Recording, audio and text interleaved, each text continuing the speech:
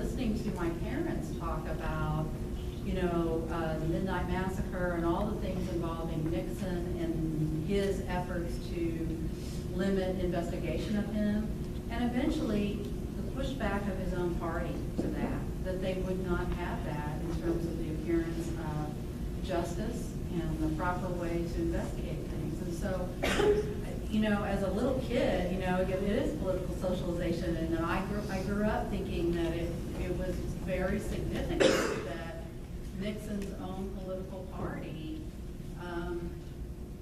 began to toughen and eventually became strong enough that when he was facing impeachment and he knew that the House Judiciary Committee was about to have that vote, he knew he would lose.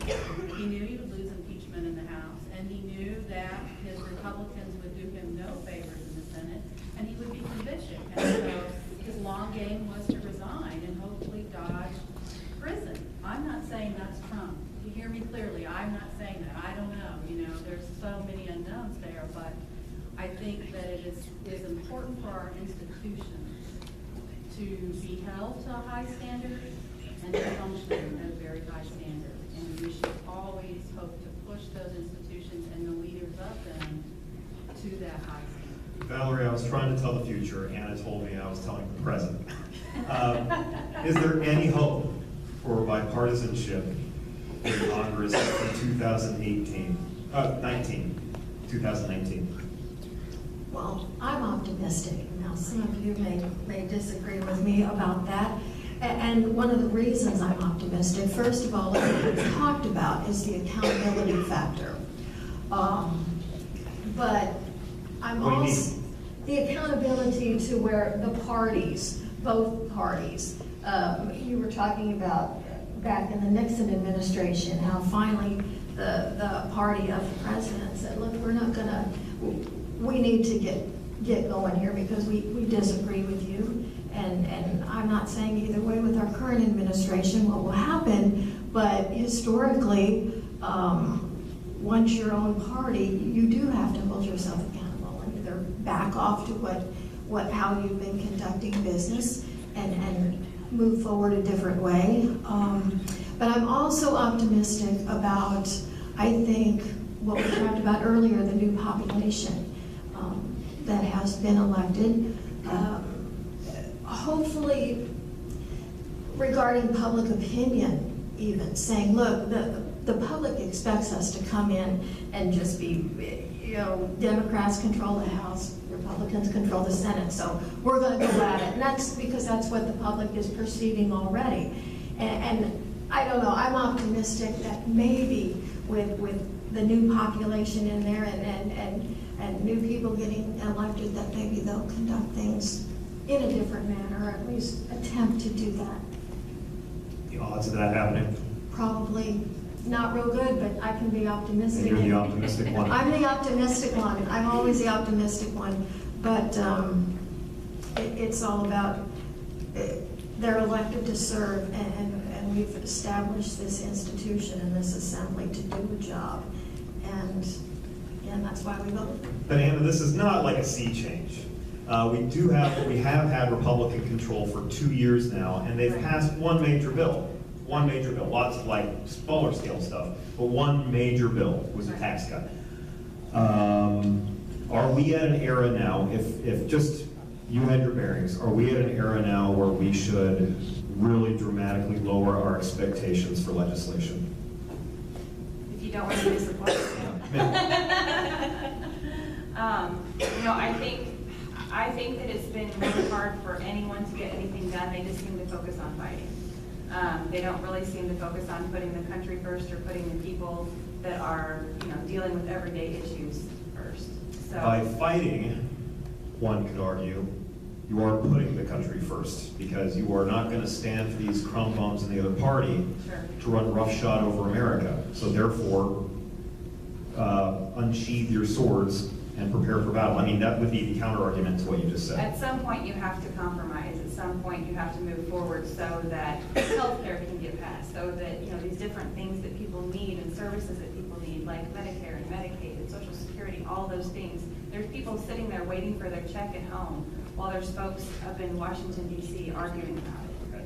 I don't know what it would take to get them to talk to each other. Yeah. We have seen actually the life expectancy drop over the last couple of years because opioids have been killing Right. people Exactly. by huge numbers. Right. Now, they passed an opioid half measure, but that's just when Republicans are calling the shots. I don't trust these people to talk to each other. Right. And as a result, are we adrift? And it's every state for itself. I mean, what are we? Yeah. Well, 25 incumbents did lose their seats. on Yep. Thursday. So I don't know if that's enough to make any difference, but I know that, sometimes you can get one or two people in that are really good that can help to pull the group along in the right direction, so. So now that the House has changed hands, Cara, give us a couple things we should expect.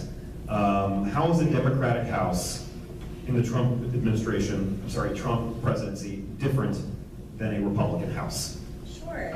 Hey, did you already ask me this question?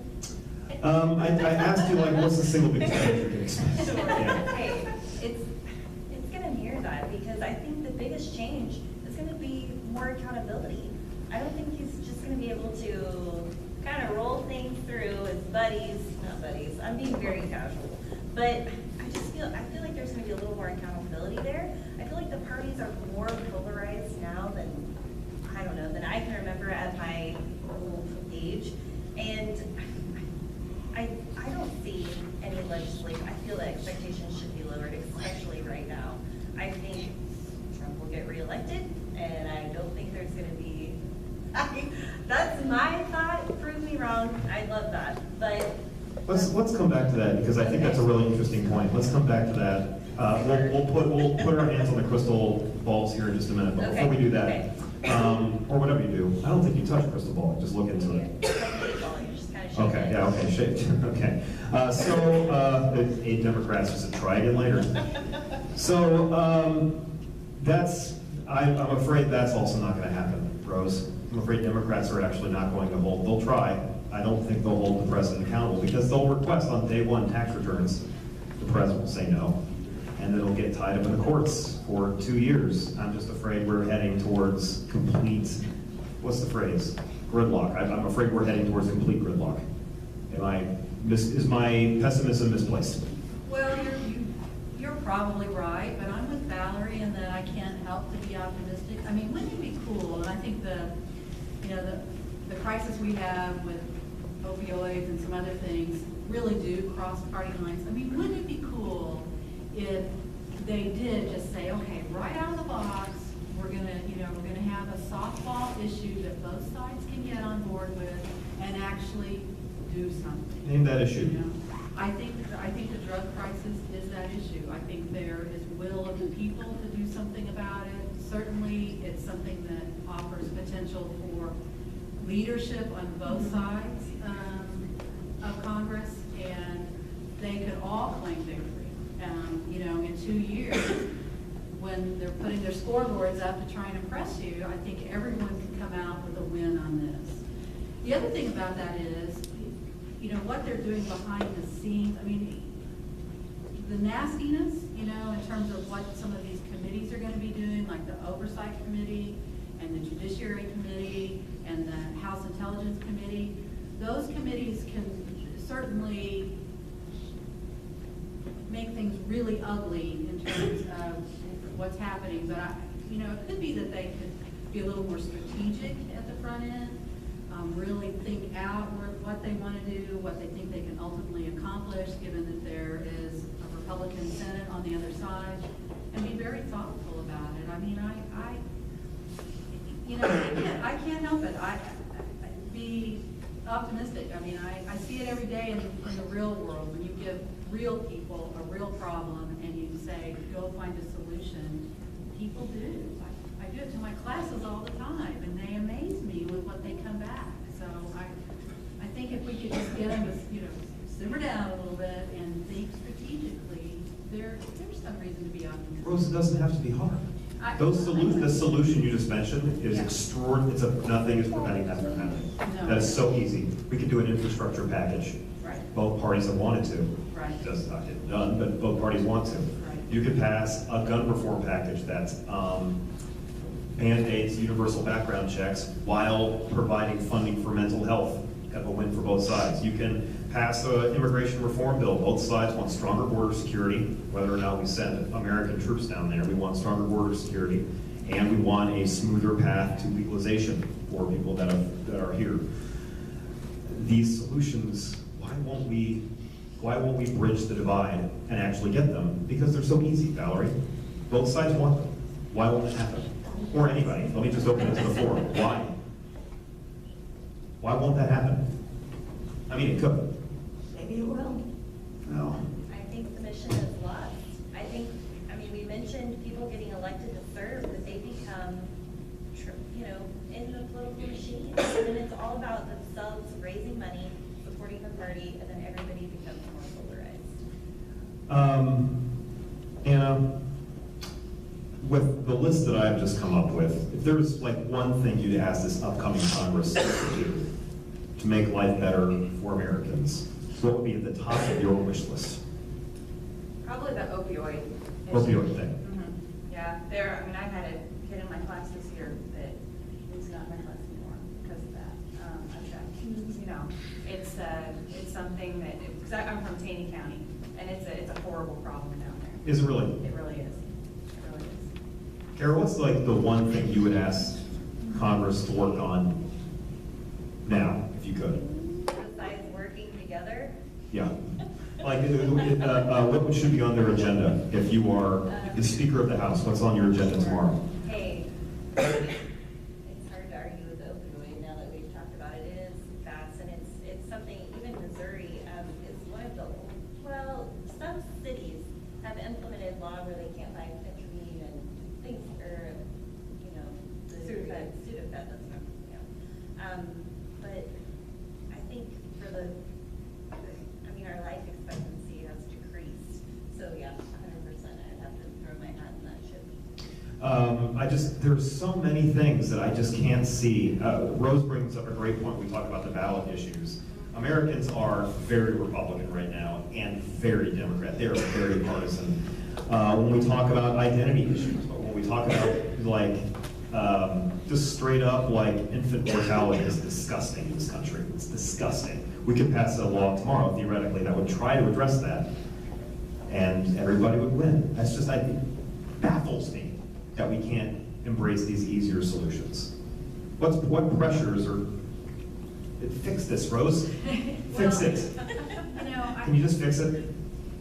Here's the thing, I actually think it would be very, very difficult to be a representative or senator. And because I think that you think you know what the people want, but then you kind of start hearing lots of noise from lots of other sources, and so those voices that you thought you heard kind of dim. And I don't mean to demean them at all. Please don't take this as a derogatory comment, but I almost think maybe we need to do more to watch over them, to remain connected with them during their term, not necessarily always, sending out, snipey things to them even, but just to sort of reach out to them as someone in our community and sort of help them along and not let them lose sight of who we are and what we want and in terms of our common issues. And just, I keep wanting to say parent them a little, but that sounds, or like I am trying to demean them, but we've all known people like that in our life, people that are important, but they kind of need us to kind of stay in touch. Valerie, let's switch gears and talk about the executive branch for a minute. No, I was going Please to do. echo what she said. Yeah. Because you had initially asked me, why can't we get this done? It should be easy. Yeah. It should be easy. But again, I think it is, you think the wheels are just going to go smoothly, and all of a sudden, after we elect the officials, they become part of the dynamic and get caught up, and the wheels just start to slow down and start to get stuck a little bit. But the solution to that, or at least, thinking about what could help with that, is the accountability, is the consistent connection with them, and saying, here we are, we're your constituents, remember us, and keeping them close and keeping a watchful eye, because that's what we do. Anna, did you want to add to that? Yeah, I was just gonna say, I think that people keeping in contact or even knowing who their representatives are. I mean, I asked my class the first day who their representatives are, and most of them didn't even know who our U.S. senators were. And I think that people knowing who is there to represent them and what they're supposed to do, and then send them an email. Don't send them a nasty email, but say, hey, I'm a college student and I'm really struggling with student loan debt. You know, I'd really like you to bring that up. Or, you know, my brother just overdosed on opioids. You know, what are you guys doing to help us out? Because that's what they're being paid to do. And how many times, really, do we see, if you know who your representative is, which, and I discuss this with my students a lot too, they are out and about. They're not always in DC. They have offices here. I see them, I go to baseball games, you go to basketball games, they're there. And that's, to me, we just talked about this past week. To me, that's one of the ways that maybe you won't feel comfortable going to a town hall meeting. Maybe you do because you're here, and I'm glad. But you know, maybe you don't feel comfortable going to a town hall meeting, but perhaps you might bump into your representative at a basketball game. They're kind of ready for people to say, you know, something to them, or just say hello or whatever, but know who they are and know that they are accessible. Right, and it's okay to talk to them. A lot of people get kind of starstruck, but Yeah. or whatever. They're there. But they are there to talk to you, and they campaign, so they are used to talking to people. And it's okay to go up and start talking to them and ask them questions, and ask them what they're doing, what legislation have they introduced. Contacting them, it does work. I've done it for clients, and it helps. It almost always helps. Cara, let's switch gears for a minute to the executive branch. 2019 is a big year for the executive branch too, because the primaries on the Democratic side to challenge President Trump in 2020 will begin in earnest in 2019. I read an article recently that said there's a count of like 60 Democrats, 60, thinking about running against the president. That makes me upset. What can we expect, though, from an incoming Democratic primary field? Sure. Hey, I think you can expect someone charismatic, someone who can just be able to relate to people in this votes from several facets of society. I think it's going to be a very tough race. I don't have high hopes. Rose, who should the Democratic Party direct their attention to? Either a person specifically or a type of person to run against a 2020 Donald Trump?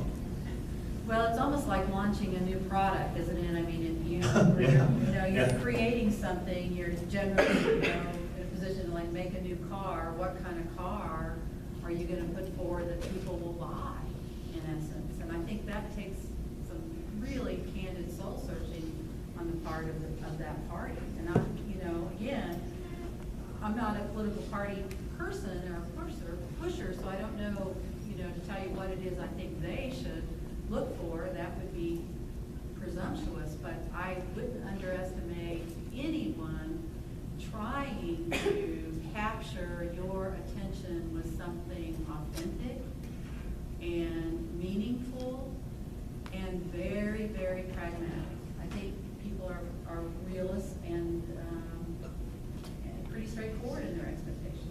Anna, let's go into the Democratic garage, put on our greasy t-shirts, and put the party up on whatever it is they put cars up on. And if you were to construct a Democratic candidate for 2020, what would you build? I think that a woman is probably a good Why? start. Because women have been winning offices. There was a huge number of women that won office. I think that Hillary Clinton had a good shot, but she had too much baggage. And, I mean, she did win the popular vote. Right, yeah. So, I think she just had too much baggage with her. I think that if they got a woman that was more easygoing, maybe, I don't know if that's the right word, but somebody that was more approachable than Hillary Clinton and that didn't have the baggage. Valerie, does that make sense to you? Yeah, I have to agree with that. I think we need to look at, obviously,